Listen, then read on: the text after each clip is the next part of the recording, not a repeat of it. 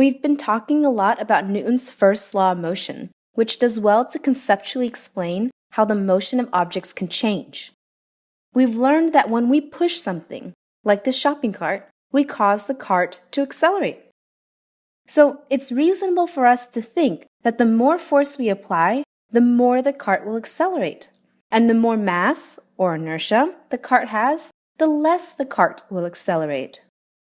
While Newton's first law laid the conceptual groundwork, his second law provides us with the ability to mathematically and quantifiably predict the acceleration of an object. In fact, it is Newton's second law that tells us that if you were to apply twice the amount of force on the same shopping cart, the shopping cart's acceleration wouldn't just increase, it would double. And if you were to apply a force to the shopping cart that has twice the mass, you'd find that the shopping cart's acceleration wouldn't just decrease, it would be halved. This predictability is determined by the relationships among acceleration, force, and mass expressed in Newton's second law. The acceleration of an object is directly proportional to the net force acting on it and inversely proportional to its mass. We can represent this relationship mathematically in an equation. Acceleration equals the summation of forces divided by mass, where A, the net acceleration on an object, is measured in meters per second per second. Summation of forces represents the net force on the object in newtons. M represents the mass of the object measured in kilograms. Now, you're probably more familiar with the equation rearranged as the summation of forces equals mass times acceleration. Although acceleration equals the summation of forces divided by mass is equivalent to the summation of forces equals mass times acceleration, it's important for us to remember that we can write these equations to show the relational dependence among the variables. The summation of forces equals mass times acceleration is an accurate mathematical statement.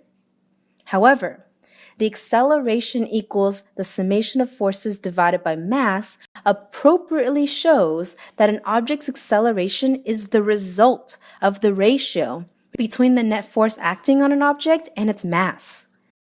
In other words, acceleration is caused by an unbalanced force acting upon a mass. Okay, what does this relationship really mean? When we look at the equation, acceleration equals summation of force divided by mass, we can see that A is proportional to the sum of forces, indicating it has a direct linear relationship, or in other words, is directly proportional to the net force. There are several ways we can view this relationship. A direct linear relationship is one in which a change in one variable would cause the same corresponding change in the other variable. That means if the net force doubles while the mass is unchanged, then the acceleration would also double. And if the net force was quartered while mass was unchanged, the acceleration would also quarter. And if the net force was multiplied by 1,029,384, the acceleration would be 2. We could keep going on and on like this, but really, the notable pattern here is that when the force changes by a factor while the mass stays constant, the acceleration would also change by the same factor. Because these two quantities sharing a direct linear relationship are always changing by the same factor, then we can also say that the ratio between the quantities remains constant. We see this more clearly when we rearrange our equation of acceleration equals the summation of forces divided by mass to the mass equals the summation of forces divided by acceleration. Since the numerator and denominator always change by the same factor, the mass remains constant, which makes sense. If I were to throw a baseball with greater force and cause a greater acceleration, the mass of the object wouldn't change. Finally, we can also represent this relationship graphically as a line with a zero y-intercept. Y equals the slope times x. where x is raised to the power of 1. That means when we plot acceleration on the y-axis and net force on the x-axis, the graph would produce a line passing through the origin. And the slope, a constant value, would equal 1 divided by the mass. Okay, what about the relationship between acceleration and mass?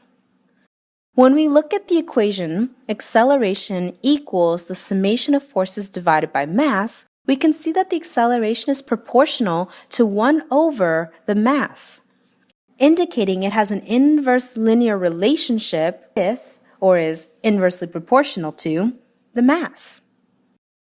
An inverse linear relationship is one in which a change in one variable would cause the inverse corresponding change in the other variable. That means if mass were to double while the force remained unchanged, then the acceleration would halve.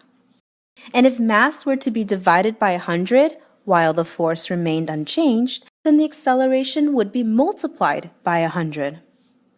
And if mass were multiplied by 249,419 while the force remained unchanged, then acceleration would be divided by that same amount. No matter what, when the mass changes by a factor while the force stays constant, the acceleration would change by the inverse, that means 1 over, not negative, of that factor. We can see this relationship graphically as a curve with the equation y equals a constant times 1 over x. We can also see this as y equals some constant times x raised to the negative 1 power. That means if we were to plot acceleration on the y-axis and mass on the x-axis, the graph would produce a curve with a negative decreasing slope. Linearizing this graph by plotting acceleration on the y-axis and inverse mass on the x-axis would yield a slope equal to the constant force supplied. Okay, great. We've learned all about the relationships built into Newton's second law. How do we use it? There are so many ways to employ Newton's wonderfully neat and mathematical law. In our next few videos, we'll go over a few of the common situations in which this law becomes useful. See you later on Penguin Physics.